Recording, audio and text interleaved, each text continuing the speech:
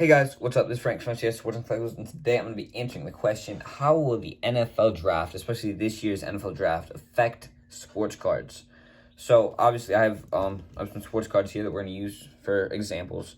But if you don't follow the card market closely or not aware of exactly how it works, it's pretty simple. If you are a quarterback, your cards are worth more.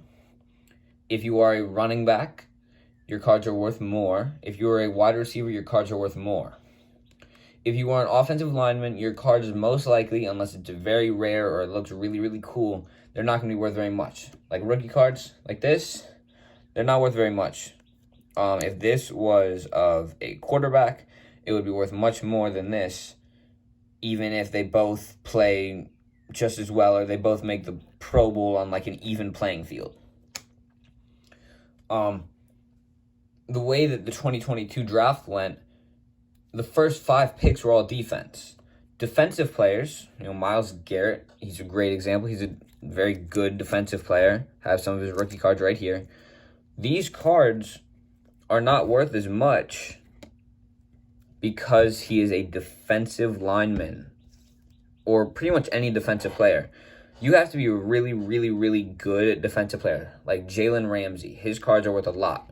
Or it has to be an autograph, or very rare, or it looks really cool. The same with the offensive lineman. If it doesn't meet at least a few of those categories, the cards for defensive players, even rookies, are not worth as much as it is for an offensive player, especially skill position, which for this I'll count tight ends, but not all tight ends. Like Travis Kelce, this card's worth a good bit of money. It's out of 25. It's rare. It's his rookie card. Cards like that are worth a lot. Kyle Pitts, he could be really, really good. He has a lot of potential upside. He's really almost more of a receiver than a tight end. He's a strong wide receiver or a, smaller tight end.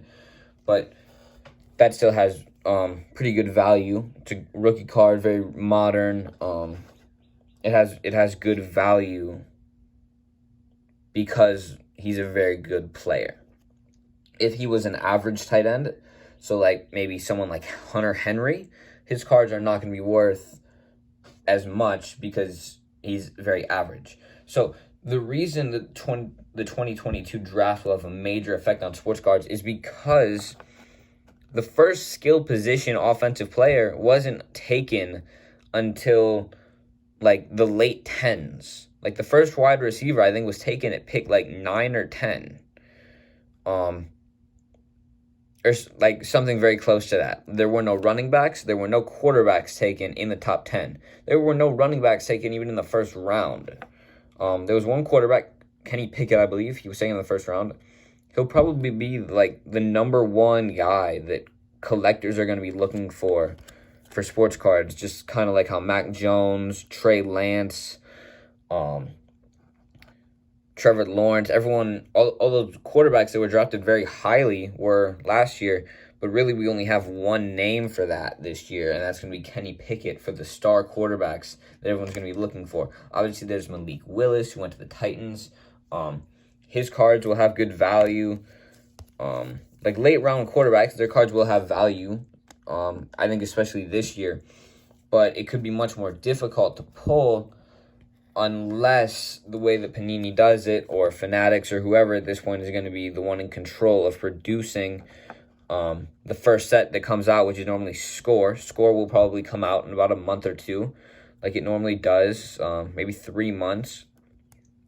And those will be your first look at the rookies on NFL licensed sports cards, which is very, very good to see. Like this is a Score Mac Jones card. He obviously I think was probably one of, if not the best rookie. Obviously you have Jamar Chase, kind of both in the same spot there. Had Debo here just as another example of a skill position player whose cards are going to be worth more than those linemen. Obviously there are exceptions to this rule. As pretty much any rule, there's exceptions, but generally quarterbacks taken in the top 10 in the first round, their cards are going to be worth a good bit of money. especially when sports cards first come out and before we get to see any of them play, because investors are going to want to try and get, their guy as soon as possible, so that hopefully when they, or if they are correct, they'll be able to make some good money by selling the cards after their player has played well through his rookie year. And that's the main reason that the 2022 draft is going to be very difficult for sports card investors, sellers, and even the companies, because their products may not be as desirable this year because there are not going to be big name rookies like Joe Burrow or Justin Herbert or Jamar Chase. I mean, obviously there are some big name receivers, Chris Olave, Garrett Wilson, Williams, who I think is kind of a wild card at this point. But it's going to be much more difficult because there is no quarterback, no top 10 quarterback, which isn't very common. There's normally at least a quarterback drafted in the top 10. We don't have that this year. So sports card products may be more undesirable than normal due to that.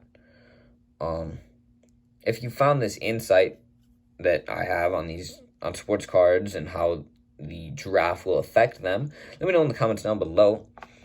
Make sure to stay tuned for more videos, and I'll see you in the next one. Make sure to like and subscribe.